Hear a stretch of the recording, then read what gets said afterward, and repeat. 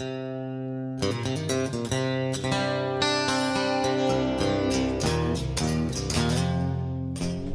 tout le monde, aujourd'hui il fait beau et quand il fait beau on fait de l'astro et vu qu'on est en après-midi ça va être de l'astronomie solaire qu'on va faire, c'est-à-dire que je vais tenter d'aller revisiter une région en particulier, c'est le groupe AR 3696 96? 97? 3697 qui est un gros groupe de tâches et en fait qui a comme historique d'avoir créé des aurores. Il y a de cela 3 semaines à peu près. Des aurores boréales qui sont descendues facilement jusqu'à la rive sud de Montréal. On en avait qui étaient complètement en haut de nous. De mon côté, je suis allé un petit peu plus loin où on avait moins de pollution lumineuse et c'était mon premier spectacle d'aurore et c'était superbe. Donc hier, quand j'ai vu le groupe de tâches qui a fait un tour complet du soleil et là, qui est revenu et qui est de retour devant nous, je me suis dit, il faut que je réussisse à le photographier. Donc pour aujourd'hui, on va utiliser 2 instruments. En fait, on a 2 techniques qu'on va utiliser. On veut prendre le soleil en lumière blanche, ce qui va nous permettre de capturer la photosphère. Et on veut prendre le soleil en H-alpha, qui va nous permettre de capturer la chromosphère. Et ici, le 130 mm, le réfracteur 130 mm va nous permettre d'observer la photosphère. Mais je ne peux pas juste utiliser ça. En fait, on a besoin d'un filtre pour nous protéger des yeux. Et je veux garder mes yeux. Donc, on a 2 choix. Soit on met un filtre à l'avant, ou soit on met un prisme d'Herschel à l'arrière. Et étant donné que j'ai un prisme d'Herschel, je vais y aller avec la solution prisme d'Herschel. C'est plus simple pour moi. Et aussi, je trouve que ça donne des observations avec un petit peu plus de contraste. Et pour le H-alpha, on va utiliser un magnifique lente 80 mm que je vais installer juste ici par-dessus. Et lui va nous permettre d'observer la chromosphère. Et le LUNT, essentiellement, c'est un télescope qui est vraiment dédié à l'observation solaire. Donc voilà notre prisme d'Herschel, qui est celui de Bader. Et en fait, un prisme d'Herschel, ça ressemble à ça ici. C'est vraiment comme un renvoi coudé, mais à la place, on a des prismes et on a une plaque de céramique ici qui nous permet essentiellement de ne pas nous brûler les yeux, ce qui est ce qu'on veut. Donc, encore une fois, ce n'est pas un renvoi coudé normal, c'est vraiment une pièce spécialisée, vraiment pour l'observation du soleil en lumière blanche.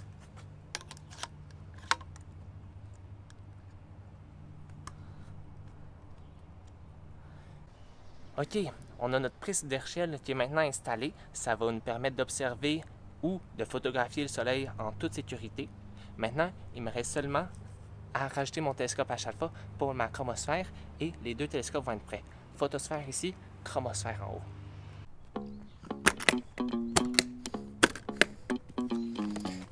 Et voilà notre petite beauté. On a donc le télescope solaire de Lunt, 80 mm encore une fois, et surtout, on a aussi un filtre bloquant qui est une partie indispensable du télescope et qui ressemble à un renvoi coudé, mais ça va nous permettre d'observer le soleil en toute sécurité. Donc il faut les 2 parties. On va commencer par installer le télescope. Après ça, on va mettre son petit fil bloquant.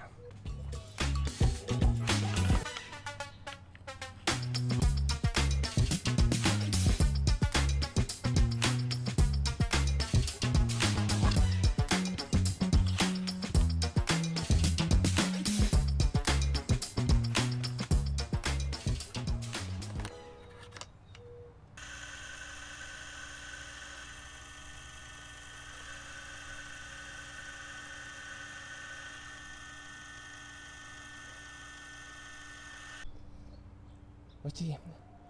Est-ce que vous voyez le point rouge juste ici, là? Ça, c'est le point rouge, c'est le point sur notre chercheur solaire. Et essentiellement, je veux qu'il soit centré dans la mire pour faire en sorte que le soleil soit pointé dans les télescopes. Donc, on va juste terminer le mouvement. Comme ça, à peu près. Et voilà, je suis dans le centre du télescope. Je suis dans le centre de mon chercheur et donc, le soleil devrait être dans les télescopes. On va aller jeter un coup d'œil maintenant. On est centré, hein?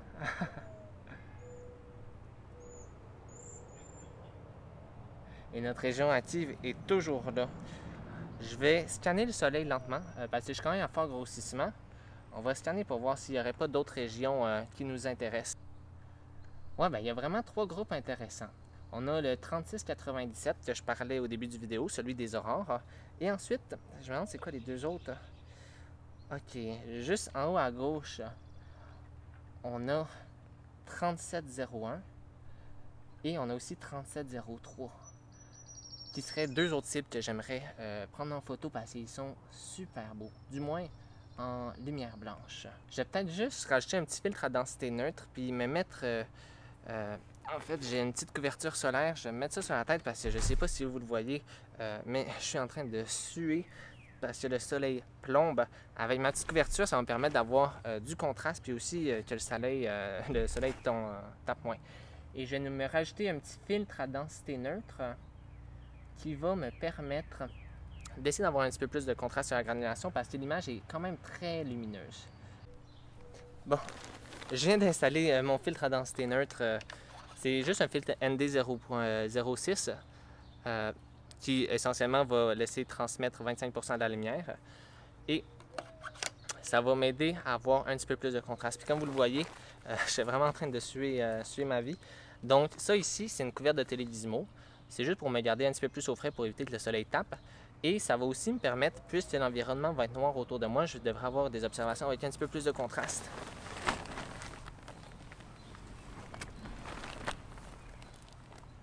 Ok, ah ouais. Ok, alors je vais utiliser une caméra couleur pour que vous puissiez voir ce que je vois. Ça va être bon parce qu'elle va permettre de voir le plein disque vraiment en couleur. Mais pour la partie imagerie du vidéo, on va changer à une caméra monochrome qui a une meilleure résolution puis qui va être beaucoup plus sensible. Mais pour commencer, la couleur, ça va être l'idéal. Donc, on enlève lui. On a un filtre à densité neutre. On va l'enlever. Il n'y a pas de raison de le garder. Et voilà, on va player ça. Prendre la tablette.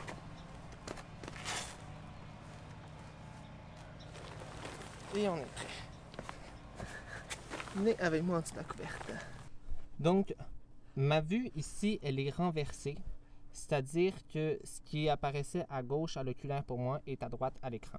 Mais essentiellement, on a notre groupe de tâches AR 3697, juste là, c'est ce groupe-là qui nous a fait des aurores il y a 3 semaines. Et je crois que les deux autres groupes d'intérêt vont être juste ici. On va essayer de toutes les capturer en image, haute résolution avec la caméra monochrome. Et en passant, vous allez vous dire pourquoi le soleil est vert. Et la raison est que j'utilise un filtre sur le prisme d'Herschel, ça s'appelle un filtre Solar Continuum, qui est fait par Baader.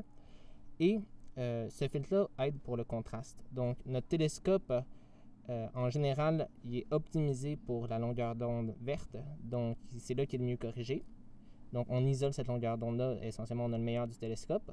Nos yeux ont un pic de sensibilité dans le vert. Donc, nos yeux aussi sont juste meilleurs à ces longueurs d'onde-là. Et aussi, ça va réduire l'effet de la dispersion atmosphérique. Donc, c'est vraiment juste des avantages de l'avoir. Et effectivement, ça donne un petit boost au niveau du contraste. Donc, maintenant, essentiellement qu'on a notre soleil en vue, on va pouvoir faire notre imagerie en monochrome. Pour notre imagerie en haute résolution, comme je disais, on va utiliser une caméra monochrome, ça va être la 678 mono. Ça devrait être un match assez parfait pour les deux télescopes, bien qu'on ne va pas voir le plein disque. Donc, on va tout de suite l'installer. Donc, en ce moment, c'est super. La vue s'embarre l'eau. On a une partie de notre soleil. On voit nos régions actives juste ici. Donc, on va prendre des photos. En fait, on va faire une mosaïque du soleil. On va prendre deux panneaux.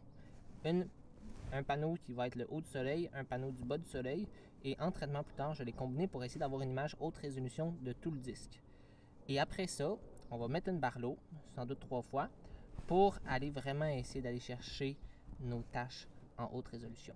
J'ai pris 500 images de la portion basse du soleil et maintenant je vais en prendre 500 autres de la portion du haut. Donc on va bouger un petit peu le télescope juste pour être capable d'aller chercher notre portion du haut. Et je crois qu'on a assez de données pour en lumière blanche avec le gros télescope. Ça va être donc le temps de passer au télescope H-alpha pour voir la chromosphère et je me croise les doigts pour que ce soit encore plus impressionnant. Déjà là, les groupes de taches étaient superbes à l'œil nu, puis de ce que j'ai pu voir sur la tablette, bien que ce soit compressé, je crois que les images vont être vraiment belles. J'ai hâte à ce soir pour aller tout empiler ça et traiter ça. Ouais, je suis un petit peu impatient. Donc finalement, je suis pas allé me refroidir un petit peu à l'intérieur. Je suis plutôt en train de regarder le soleil et en fait, le soleil vient tout juste de passer à droite du tronc de l'arbre.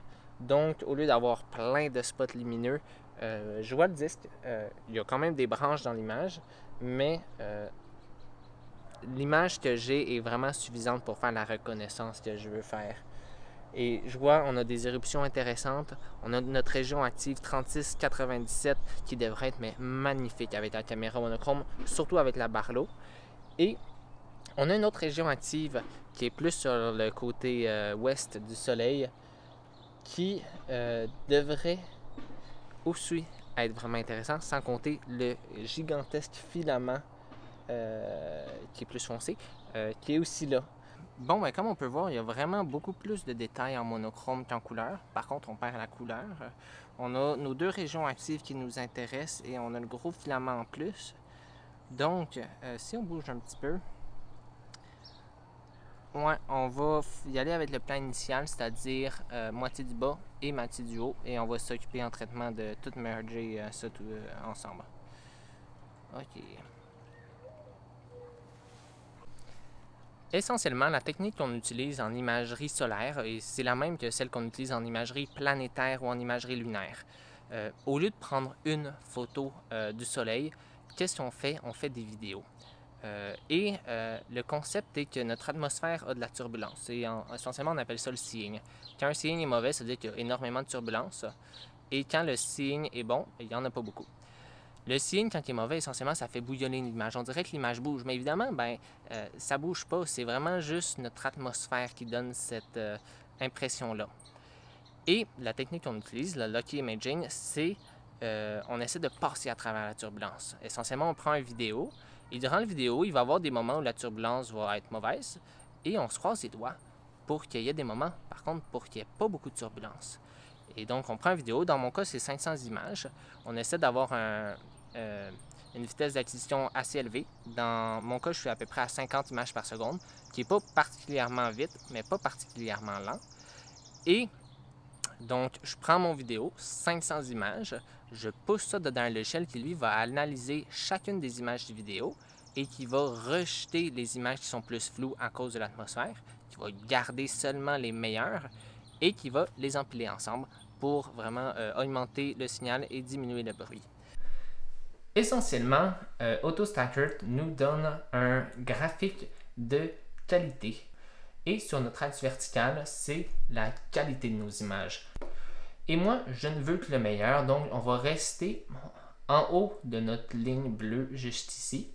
Et j'estime que c'est à peu près 20%. Donc, on va essentiellement garder seulement 100 images de nos 500.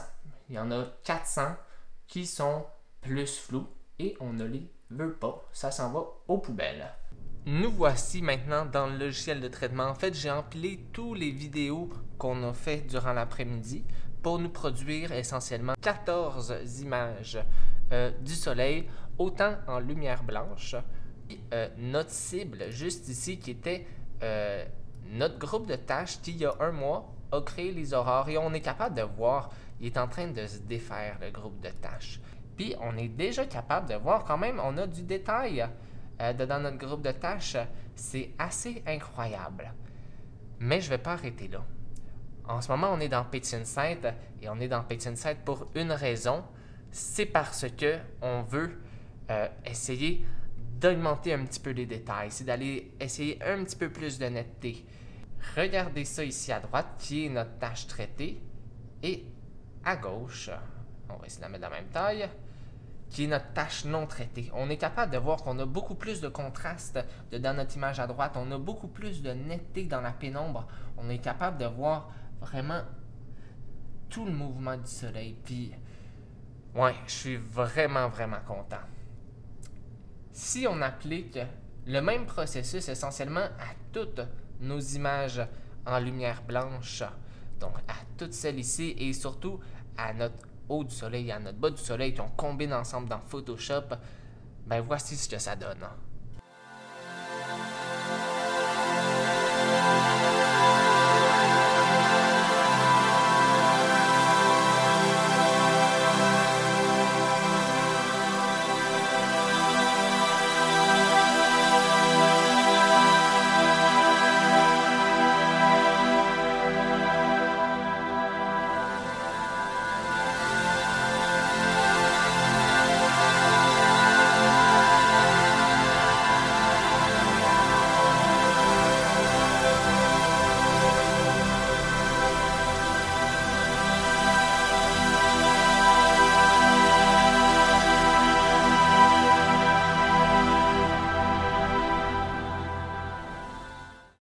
Je crois qu'on pourrait dire que mon après-midi a été un succès. Je suis vraiment satisfait des images qu'on a été capable de prendre, autant en lumière blanche qu'en H-alpha. Et qu'est-ce qui est vraiment intéressant et que vous avez sûrement remarqué, c'est que même si on est sur la même cible, on photographie deux couches différentes du soleil, donc c'est complètement différent les images et donc ça vaut la peine pour moi d'utiliser les deux télescopes pour être capable d'avoir des vues qui sont vraiment contrastantes et autant intéressantes les unes que les autres. Donc, ouais, je continue à voir ça à l'écran et c'est complètement malade les détails qu'on a eus. Donc, puis en plus, on a eu des belles éruptions en bonus. Puis je crois en fait que une des prochaines vidéos qu'on pourrait faire, ça pourrait être d'essayer de faire une vidéo, un time-lapse de l'évolution d'une éruption solaire au fil d'une journée. Parce que le soleil, ce qui est le fun, c'est que c'est une cible qui est en constant changement. De jour en jour et même d'heure en heure, ça change. Et on est capable de le voir. Si on est patient, si on a un beau ciel, on est capable de voir l'évolution des taches, de voir l'évolution des éruptions. Et ça pourrait être un vraiment beau défi, donc je crois que je vais essayer de m'y mettre cet été. Quand on va avoir une grosse éruption, on va essayer ça. Et ce qui est le fun, c'est que oui, on a beaucoup d'activités en ce moment, d'activités sur le soleil, mais le maximum du cycle solaire, il est dans 1 an. Donc, on a encore 1 an où ça va juste devenir de mieux en mieux. Et on devra avoir des éruptions plus grosses, on va espérer d'avoir plus de taches, encore plus de taches. Et peut-être que si on est chanceux et qu'on a une éruption vers nous, une injection de masse coronale vers nous, peut-être qu'on va avoir des aurores à nouveau. En tout cas, moi, je dirais pas non. Et pire des cas, en fait, pas pire des cas, c'est garanti que s'il y a un autre phénomène, si je vois qu'il y a une tache qui arrive et qui est bien positionnée, moi, je monte au Saguenay voir mon ami Stéphane, parce qu'au Saguenay, le spectacle, ça va être complètement malade. Juste à Montréal, c'était malade. Donc, plus on monte en altitude, pas en altitude, plus on monte en latitude, mieux ça va être. Donc, et si vous avez des questions, n'hésitez pas de laisser ça en commentaire ou de nous contacter par courriel. C'est vraiment toujours un plaisir. Donc, j'espère que vous avez aimé notre petite aventure et on se revoit aux prochaines vidéos. Au revoir.